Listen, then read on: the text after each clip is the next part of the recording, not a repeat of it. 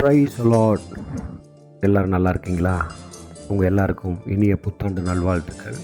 ஆண்டவர் தந்த 2026வது ஆண்டின் வாக்குத்தத்த வசனத்தை நான் உங்களுக்காக வாசித்து உங்களுக்காக ஜெபிக்க விரும்புகிறேன்.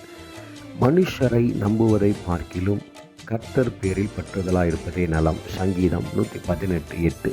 இந்த வசனம் பார்த்திங்கன்னா பைபிளுடைய மைய வசனம் என்று சொல்லப்படுது. இப்படி ஒரு அற்புதமான வார்த்தை பார்த்திங்கன்னா, இன்றைக்கி அநேகர் தங்களுடைய சொந்த பலத்தை, பணத்தை, பேரை, புகழை, பொருளாதாரத்தை, சம்பளத்தை, இப்படி அநேக காரியங்களை தனக்கு இருக்கிற பேக்ரவுண்டை நம்பி கொண்டிருக்கிறாங்க.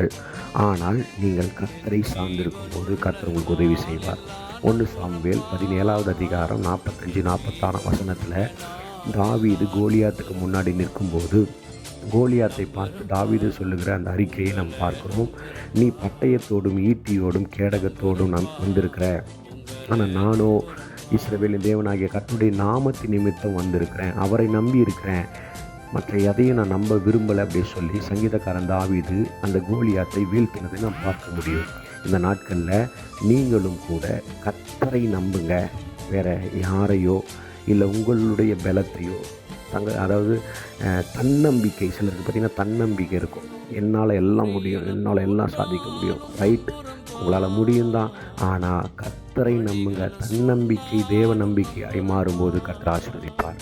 உங்கள் காரியங்கள் ஜெயமாக இருக்கும்.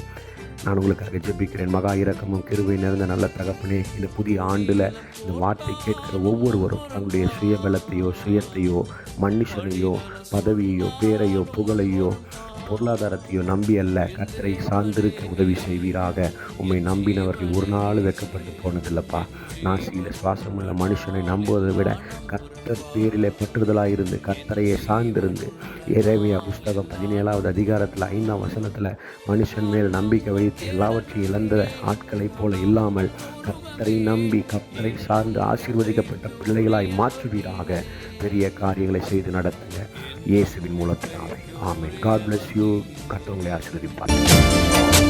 நம்புறப்பா, உங்களை நம்புறப்பா, நம்புறப்பா, உங்களை நம்புற